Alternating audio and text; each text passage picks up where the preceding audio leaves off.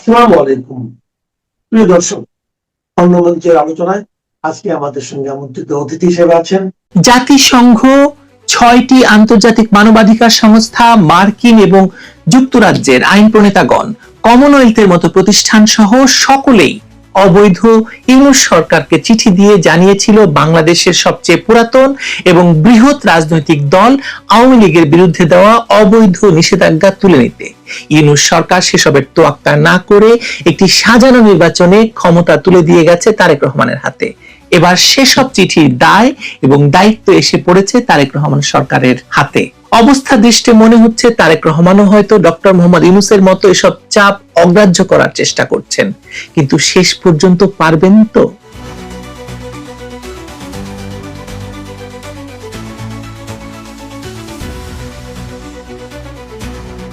একটি দেশের রাজনৈতিক পট পরিবর্তনের পর যখন ক্ষমতা হস্তান্তর হয়, তখন পূর্বসূরীদের রেখে যাওয়া কূটনৈতিক এবং আইনি দায়ভার উত্তরসূরিদেরই বহন করতে হয়।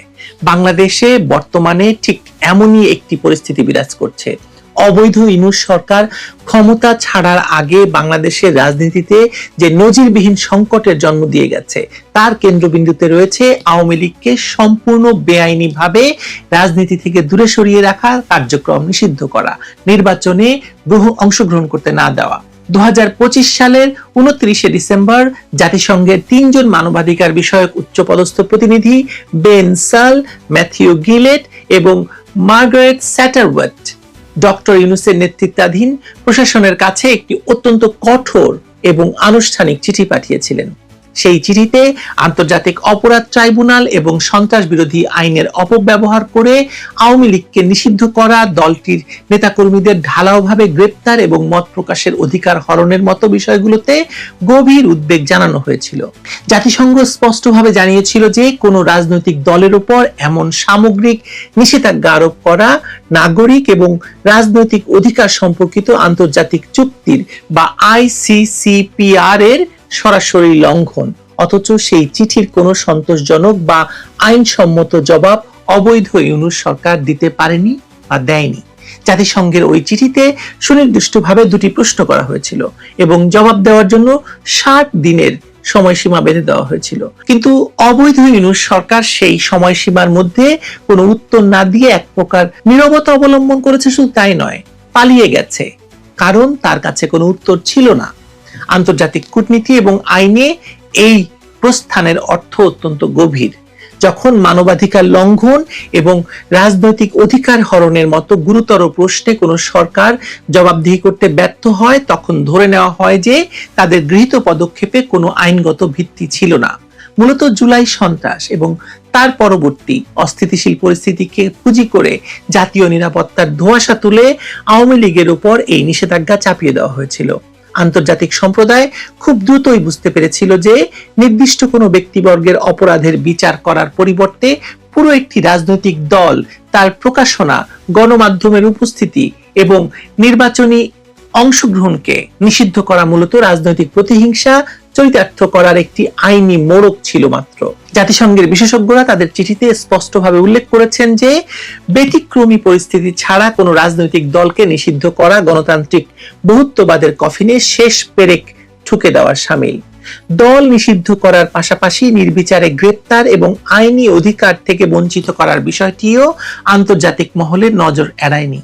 আওয়ামী লীগের সঙ্গে সামান্যতম সম্পৃক্ততা থাকলেই গণগ্রেপ্তার, সাংবাদিক এবং আইনজীবীদের আটকে রাখা এবং বিচার বহির্ভূত নিপীড়নের অভিযোগ জাতিসংঘের চিঠিতে স্পষ্টভাবে স্থান পেয়েছে। জুলাই সন্ত্রাস পরবর্তী সময়ে যারা প্রকৃত সহিংসতার সঙ্গে জড়িত ছিল, তাদের অনেককে ঢালাও দায় মুক্তি দিয়ে উল্টো আওয়ামী লীগের নেতাকর্মীদের উপর দমন পীড়ন চালানো হয়েছে।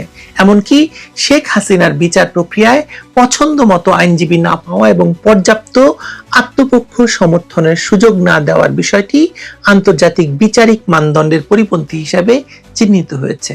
এসব কিছুর মধ্য দিয়ে অবৈধ ইউনূস সরকার মূলত একটি আওয়ামী লীগ বিহীন রাজনৈতিক ক্ষেত্র তৈরি করেছিল, যার চূড়ান্ত পরিণত ছিল একটি প্রশ্নবিদ্ধ এবং সাজানো নির্বাচন এবং সেই নির্বাচনে জামায়াতকে ক্ষমতায় আনা। সেই সাজানো নির্বাচনের মাধ্যমেই ক্ষমতা হস্তান্তর করা হয়েছে, তবে জামায়াতকে নয়, তারেক রহমানের হাতে।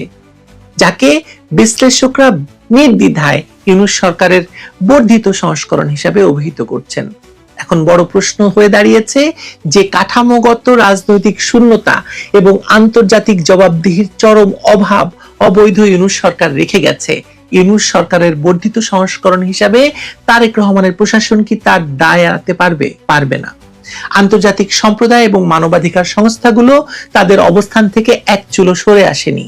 Human Rights Watch, Amnesty International, সিভিকাস, কমিটি টু প্রোটেক্ট জার্নালিস্ট সহ শীর্ষস্থানীয় মানবাধিকার সংস্থাগুলো ইতিমধ্যেই গুম খুনের বিচার নিশ্চিত করার পাশাপাশি আওয়ামী লীগের কার্যক্রমের উপর থেকে নিষেধাজ্ঞা প্রত্যাহারের জোর দাবি জানিয়েছিল। মার্কিন কংগ্রেসের প্রভাবশালী সদস্য এবং যুক্তরাজ্যের আইন প্রণেতারাও একটি সর্বদলীয় অংশগ্রহণমূলক গণতান্ত্রিক প্রক্রিয়ার পক্ষে জোরালো অবস্থান নিয়েছে। তারা প্রত্যেকেই একমত যে বাংলাদেশের মতো একটি জনবহুল এবং ভূ রাজনৈতিকভাবে গুরুত্বপূর্ণ দেশে সবচেয়ে বড় এবং ঐতিহাসিক রাজনৈতিক দলটিকে নির্বাচনের বাইরে রেখে কোনোভাবেই প্রকৃত গণতন্ত্র প্রতিষ্ঠা সম্ভব নয়, এবং সেটা প্রমাণিত হয়ে যাচ্ছে গত এক মাসেই। এখন এই বহুমুখী আন্তর্জাতিক চাপের পুরো কেন্দ্রবিন্দুতে পরিণত হয়েছে তারেক রহমানের নেতৃত্বাধীন সরকার। তারা হয়তো ভাবছেন যে পূর্ববর্তী অবৈধ ইউনূস সরকারের মতো তারাও নীরবতা পালন করবে কিংবা অভ্যন্তরীণ নিরাপত্তার অজুহাত দেখিয়ে এই চাপকে পাশ কাটিয়ে যাবেন, কিন্তু বিশ্বায়নের এই যুগে আন্তর্জাতিক রীতিনীতি এবং মানবাধিকার চুক্তিকে বৃদ্ধাঙ্গুলি দেখিয়ে দীর্ঘমেয়াদে টিকে থাকা যে কারো পক্ষেই প্রায় অসম্ভব। উপরন্তু তারেক রহমানের সরকারের এর আগের সরকারের নিরাপত্তা উপদেষ্টা রজার খলিল ওরফে খলিলুর রহমান এখন পররাষ্ট্রমন্ত্রী হিসেবে জাতিসংঘের সাধারণ পরিষদে তিনি সভাপতি হিসেবে প্রতিদ্বন্দ্বিতা করতে যাচ্ছেন। জাতিসংঘের এই চিঠির উত্তর না দিয়ে তিনি কি নির্বাচিত হতে পারবেন বলে মনে করেন? আমি মনে করি না। বিশেষ করে জাতিসংঘের মতো প্রতিষ্ঠান যখন আনুষ্ঠানিকভাবে জবাবদিহি চায়, তখন তাকে এড়িয়ে যাওয়ার অর্থ হলো রাষ্ট্র হিসাবে আন্তর্জাতিক পরিমণ্ডলে ক্রমশ একঘরে হয়ে পড়া। অবৈধ ইউনূস সরকার সাময়িকভাবে ক্ষমতা দখল করে একটি সাজানো নির্বাচনের মাধ্যমে নিজেদের প্রস্থান নিশ্চিত করলেও ইউনূস সরকারের বর্ধিত সংস্করণ তারেক রহমানের প্রশাসনকে একটি দীর্ঘমেয়াদী রাষ্ট্র পরিচালনার অগ্নি পরীক্ষায় অবতীর্ণ হতে হচ্ছে। যদি তারা আওয়ামী লীগের উপর আরোপিত অবৈধ নিষেধাজ্ঞা প্রত্যাহার না করে এবং রাজনৈতিক বন্দীদের মুক্তি দিয়ে একটি উন্মুক্ত গণতান্ত্রিক পরিবেশ নিশ্চিত করতে ব্যর্থ হয়, তবে বাংলাদেশের উপর অর্থনৈতিক এবং কূটনৈতিক নিষেধাজ্ঞার খড়গ নেমে আসার প্রবল সম্ভাবনা রয়েছে। কিছুদিন আগে ফটো শহীদুল আলম বলেছেন যে বাংলাদেশের উপর নাকি আমেরিকান নিষেধাজ্ঞা আসবে। আমিও মনে করছি নিষেধাজ্ঞা আসবে, তবে ফটো শহীদুল যে কারণে বলেছিলেন সে কারণে নয়। এই কারণে যে কথা এখন বলছি, একটি গণতান্ত্রিক রাষ্ট্র ব্যবস্থায় কোনো রাজনৈতিক দলের লাখ লাখ কোটি কোটি সমর্থককে আইনি মার প্যাচে রাজনীতি থেকে নির্বাসিত করা যায় না। আন্তর্জাতিক বিশ্ব এই বার্তাটি খুব স্পষ্টভাবে ঢাকার নতুন শাসকদের বুঝিয়ে দিচ্ছে।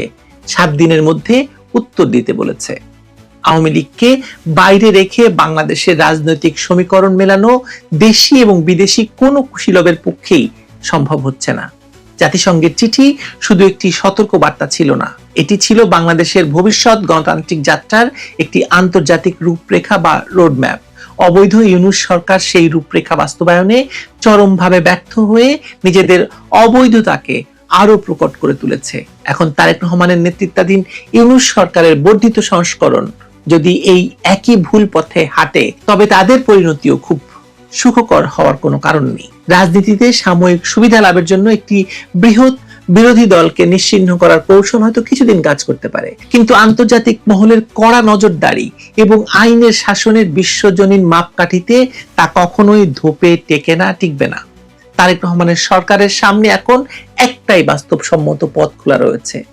হয় তারা জাতিসংঘের 10টি প্রশ্নের সদুত্তর দিয়ে গণতান্ত্রিক বহুত্ববাদ ফিরিয়ে আনবে এবং অবিলম্বে আওয়ামী লীগের উপর থেকে নিষেধাজ্ঞা তুলে নেবে, নতুবা আন্তর্জাতিক অঙ্গনে একটি বিচ্ছিন্ন কর্তৃত্ববাদী এবং অগণতান্ত্রিক সরকার হিসেবে নিজেদের অনিবার্য পতন ডেকে আনবে। চোরায় হয়তো ধর্মের কাহিনী শোনে না, কিন্তু আন্তর্জাতিক রাজনীতি এবং কূটনীতির নির্মম অর্থনৈতিক এবং কূটনৈতিক বাস্তবতা শেষ পর্যন্ত যে কোনো অগণতান্ত্রিক শাসককেই সঠিক পথটি বেছে নিতে বাধ্য করে।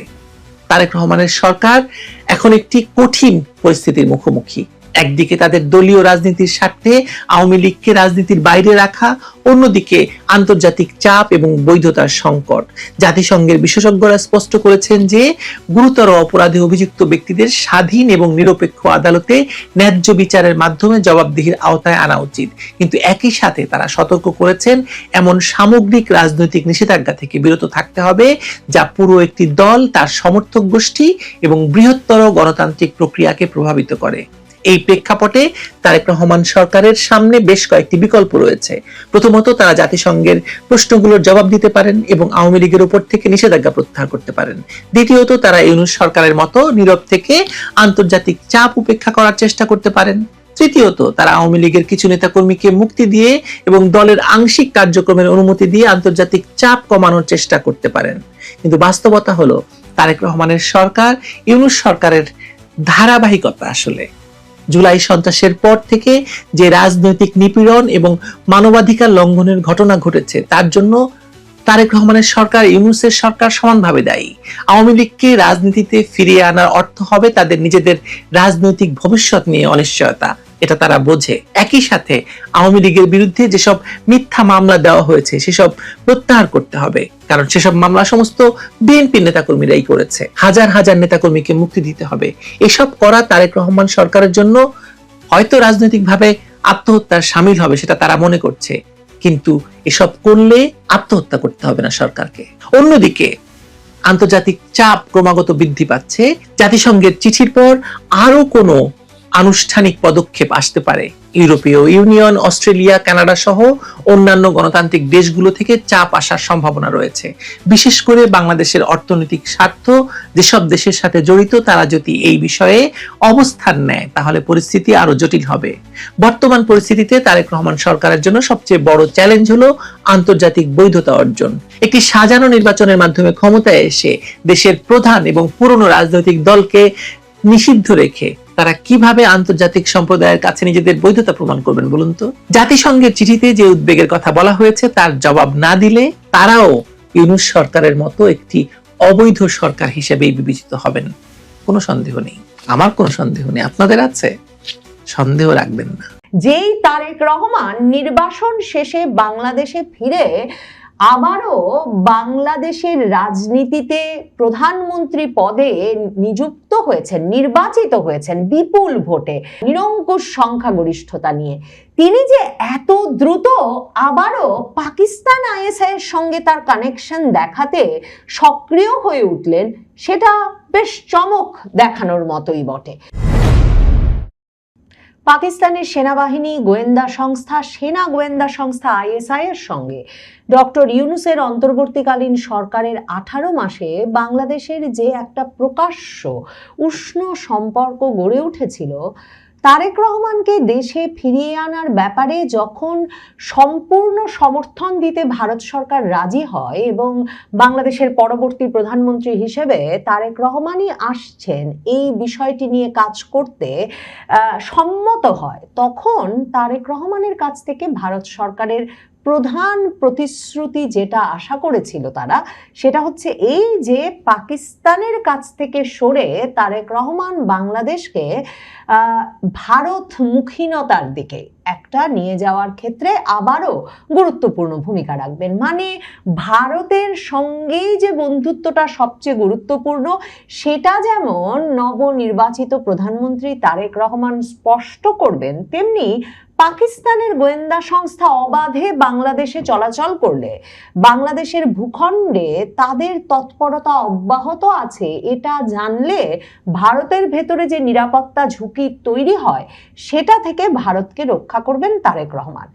এবং তারেক রহমান ক্ষমতায় আসবার পর তিনি যখন সেনাবাহিনীতে রদবদল আনেন বড় ধরনের, সেক্ষেত্রে সবচেয়ে গুরুত্বপূর্ণ যে দুটো রদবদলের দিকে দৃষ্টি আকর্ষিত হয়েছিল তার একটি ছিল সেনাবাহিনীর দ্বিতীয় সর্বোচ্চ পদ যেটিতে ছিলেন lieutenant general SM. Kamrul Hasan, যিনি কিনা অন্তর্বর্তীকালীন সরকারের প্রধান উপদেষ্টার দফতরের সশস্ত্র বাহিনী বিভাগের প্রধান স্টাফ অফিসার অর্থাৎ পিএসও হিসেবে কাজ করছিলেন। এবং এই লেফটেন্যান্ট জেনারেল কামরুল হাসান হচ্ছেন সেই ব্যক্তি যিনি বাংলাদেশ সেনাবাহিনীর একজন শীর্ষস্থানীয় কর্মকর্তা হিসেবে পাকিস্তানের প্রথম সফরটি করেন 2025 সালের জানুয়ারিতে সেনাবাহিনীর একটি শীর্ষস্থানীয় প্রতিনিধি দল নিয়ে গিয়ে, এবং সেখানে তখন এই লেফটেন্যান্ট জেনারেল কামরুল হাসানের সঙ্গে পাকিস্তান সেনাবাহিনীর অসীম ক্ষমতাধর প্রধান ফিল্ড মার্শাল আসিম মুনির, দ্বিতীয় সর্বোচ্চ প্রধান কর্মকর্তা শাহির শামসাদ মির্জা,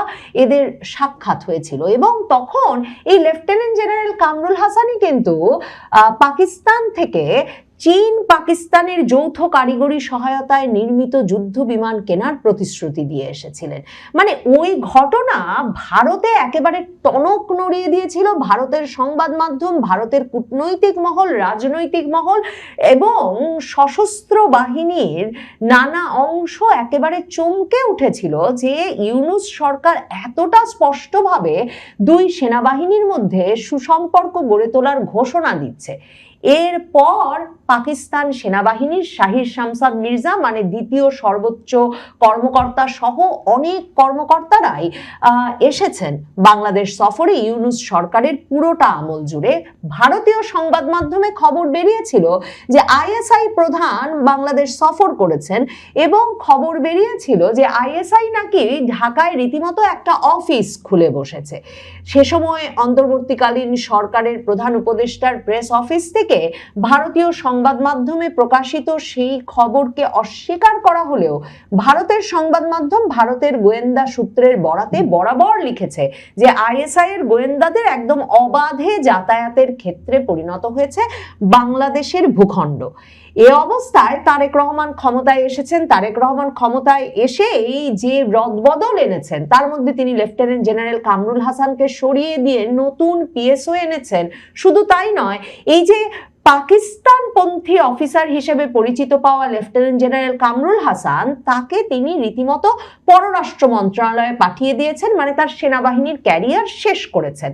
অন্যদিকে তারেক রহমান আরেকটা যেটা বড় পরিবর্তন এনেছিলেন সেটা হচ্ছে ডিজিএফআই এর পদে পরিবর্তন, মানে সামরিক গোয়েন্দা সংস্থা ডিজিএফআই প্রধান পদে পরিবর্তন এনে তিনি কায়সার রশিদকে সেই পদে নিয়ে আসেন এবং পদোন্নতি দিয়ে মেজর জেনারেল বানিয়ে ডিজিএফআই এর দায়িত্ব দেন তার বিশ্বস্ত একজনকে বসাতে। আর ইউনূস আমলের ডিজিএফআই প্রধান, মানে বাংলাদেশের সামরিক গোয়েন্দা সংস্থার প্রধান, যিনিও কিনা এই আইএসআই কানেকশনে ব্যাপক তৎপরতা চালাচ্ছিলেন। এমনকি সামরিক গোয়েন্দা সংস্থা সে সময় হাদির হত্যাকাণ্ড সহ নানা রকম ঘটনা প্রবাহ ঘটাচ্ছিল কিনা সে বিষয়ে, মানে হাদির ঘনিষ্ঠ পরিবারের সদস্য, ইনকিলাব মঞ্চের সদস্যরা যেমন বক্তব্য রাখছিলেন, তেমনি নানা তরফে এ সন্দেহ ছিল। সেই ডিজিএফআই প্রধানকে বদলেও তারেক রহমান তার বিশ্বস্ত কায়সার রশিদকে ব্রিগেডিয়ার পদ থেকে মেজর জেনারেল পদে পদোন্নতি দিয়ে ডিজিএফআই প্রধানের দায়িত্ব দেন। এই দুটোকে সুস্পষ্ট ইঙ্গিত হিসেবে ধরা হচ্ছিল যে তারেক রহমান আশ্বস্ত করতে চান ভারতকে, ভারতের সেনাবাহিনীকে, সেনা গোয়েন্দা সংস্থাকে, যে বাংলাদেশ পাকিস্তানের আইএসআই এর সঙ্গে কানেকশন রাখতে চায় না। বিশেষ করে তারেক রহমান, যার দীর্ঘ দুর্নাম আছে বা যাকে নিয়ে দীর্ঘ অভিযোগ আছে, উদ্বেগ আশঙ্কা আছে যে তিনি আর আইএসআই বরাবর ভীষণ ঘনিষ্ঠ সম্পর্ক বজায় রেখেছেন, সেই ব্যক্তিটি এই আশ্বাস প্রতিবেশী রাষ্ট্র ভারতকে দিতে চাইছে, যাদের সমর্থন, যাদের এক রকমের স্বীকৃতি সরাসরি তার আবারও নির্বাসন জীবন শেষে বাংলাদেশের রাজনীতিতে ফিরতে পারার পেছনে কাজ করেছিল, যে পাকিস্তানের আইএসআই এর সঙ্গে তার সরকার কোনো মাখামাখির সম্পর্ক রাখবে না, পাকিস্তান সেনাবাহিনীর সঙ্গেও হয়তো নয়। এ অবস্থায় প্রধানমন্ত্রী তারেক রহমান যে ডিজিএফআই প্রধানকে নিয়োগ দিয়েছিলেন কায়সার রশিদ, তিনি কিন্তু দায়িত্ব নেওয়ার পরপরই চিকিৎসার কথা বলে, মানে আনুষ্ঠানিকভাবে চিকিৎসার জন্য দিল্লি যাচ্ছেন এমন ঘোষণা দিয়ে সস্ত্রীক দিল্লি ঘুরে আসেন এবং সেখানে গিয়ে দিল্লিতে তিনি ভারতীয় গোয়েন্দা সংস্থা রয়ের প্রধান এবং ভারতীয় সামরিক গোয়েন্দা সংস্থা মিলিটারি ইন্টেলিজেন্স ইউনিটের প্রধানের সঙ্গে সাক্ষাৎ করে আসেন এবং সেটা জানান দেওয়া হয় বাংলাদেশ সেনাবাহিনীর তরফে। বিস্ময়করভাবে, মানে সাধারণভাবে গোয়েন্দা কর্মকর্তারা কোথাও সফরে গেলে কোথায় তারা সফর করছেন, কোথায় তারা সাক্ষাৎ করছেন, অনেক ক্ষেত্রেই সেটা গোপন রাখা হয় এবং নিশ্চয়ই সেটা মাথায় রেখেই ডিজিএফআই প্রধান দায়িত্ব নেওয়ার পরপরই চিকিৎসার কথা বলে দিল্লি গেলেন, কিন্তু হাদির সন্দেহভাজন হত্যাকারীরা যখন ভারতে গ্রেফতার হয়েছে বলে এবং গ্রেফতার হওয়া মাত্র হাদিকে হত্যা করে তারা সীমান্ত পাড়ি দিয়েছে বলে স্বীকার করে নিয়েছে বলে যখন পুলিশের একটা বিশেষ টাস্কফোর্স ঘোষণা দেয় ভারতে, তখন বাংলাদেশে বসে বাংলাদেশ সেনাবাহিনীর জনসংযোগ পরিদপ্তর আইএসপিআর ঘোষণা করে যে বাংলাদেশের সামরিক গোয়েন্দা সংস্থা ডিজিএফআই এর শীর্ষ একজন কর্মকর্তা ভারত ঘুরে আসার পর ভারতের কর্মকর্তাদের সঙ্গে তার যে আলাপ হয়েছিল তার ভিত্তিতেই এই হাই প্রোফাইল গ্রেফতারের ঘটনা ঘটতে পেরেছে। এবং তার পরপরই আমরা দেখি ভারতের হিন্দুস্তান টাইমস, ভারতের দ্য প্রিন্ট, এরা ভারত বাংলাদেশ সম্পর্কের বরফ গলতে শুরু করেছে, কারণ তারেক রহমানের পরিবর্তন করা ডিজিএফআই প্রধান প্রথম সফরে দায়িত্ব নেওয়ার পরপরই দিল্লি গিয়ে ভারতের গোয়েন্দা প্রধানদের সঙ্গে সাক্ষাৎ করে এসেছেন। এই কথায় খবর প্রকাশিত হতে থাকে যে ভারত বাংলাদেশ সম্পর্কের বরফ গলতে শুরু করেছে। এখন তারেক রহমান সকলকে চমকে দিয়ে তার ডিজিএফআই প্রধানকে, সামরিক গোয়েন্দা সংস্থার প্রধানকে এখন পাকিস্তান পাঠাচ্ছেন এবং পাকিস্তান সফরে গেছেন এপ্রিলের 1 তারিখ বাংলাদেশের ডিজিএফআই প্রধান কায়সার রশিদ, এবং সেখানে গিয়ে তিনি পাকিস্তানের সেনাবাহিনীর গুরুত্বপূর্ণ শীর্ষ কর্মকর্তাদের সঙ্গে সাক্ষাতের পাশাপাশি আইএসআই প্রধানের সঙ্গে সাক্ষাৎ করবেন বলে ভারতের সংবাদ মাধ্যমে খবর বেরিয়ে এসেছে যে তিনি ইসলামাবাদে যে গেছেন সেখানে তিনি আইএসআই প্রধান সহ শীর্ষ নেতৃবৃন্দের সঙ্গে সাক্ষাৎ করবেন।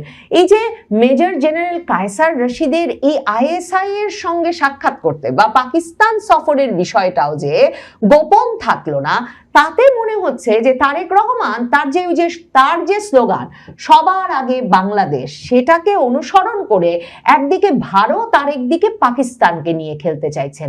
এই আইএসআই কানেকশনটাই কিন্তু ভারতের সঙ্গে তারেক রহমানের এমন দূরত্ব তৈরি করেছিল যে এই যে খালেদা জিয়া মৃত্যুশয্যায় যাওয়ার আগ পর্যন্ত, একদম নভেম্বরের শেষ পর্যন্ত ভারত কিছুতেই তারেক রহমানকে বিএনপির প্রধান নেতা বা বাংলাদেশের বিকল্প রাজনীতির প্রধান হিসেবে দেখতে কিছুতেই সমর্থ হচ্ছিল না। মানে তারা কিছুতেই সে বিষয়ে সিদ্ধান্ত নিতে পারছিল না। এমনকি ইউনূসের আমলে সম্পর্কটা এমন তলানিতে গিয়ে ঠেকার পরেও এবং বাংলাদেশের রাজনীতিতে বিএনপি এবং জামায়াতে ইসলামী এই দুই বিকল্পই শুধু সামনে হাজির হওয়ার পরেও ভারতের অবস্থান ছিল যে বেগম খালেদা জিয়াই এ দফায়ও নির্বাচনে বিএনপিকে নেতৃত্ব দেবেন, বেগম খালেদা জিয়ার নেতৃত্বেই বিএনপি সরকার ক্ষমতায় এসে দায়িত্ব পালন শুরু করবেন এবং তারপর বিএনপি সরকার কিভাবে রাষ্ট্র পরিচালনা করে তার উপর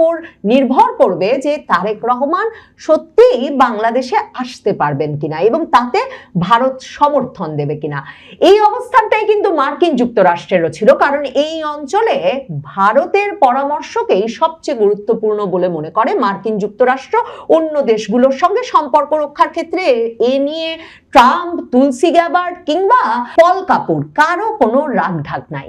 এ অবস্থায় বেগম খালেদা জিয়া মৃত্যুশয্যায় চলে যাওয়ার পরেও মনে করে দেখেন নভেম্বরের একেবারে শেষ তারিখেও তারেক রহমান দেশবাসীর উদ্দেশ্যে লিখলেন যে মাকে মৃত্যুশয্যায় দেখতেও তিনি যে দেশে আসবেন এই সিদ্ধান্তটা তার উপর নির্ভর করছে না। কিন্তু কিছুতেই বেগম খালেদা জিয়া আর নির্বাচনে অংশ নেওয়ার মতো সুস্থ হবেন না। আর এই পরিস্থিতিতে বিএনপির রাজনীতিটা তারেক রহমান না ফিরলে এমনই দুর্বল হয়ে পড়বে যে তাতে বিএনপির পক্ষে জামায়াতে ইসলামীকে হারিয়ে আর কিছুতেই নির্বাচনে জিতে আসা সম্ভব হবে না। আর তখন ভারত যুক্তরাষ্ট্র পড়বে আরো বড় বিপদে।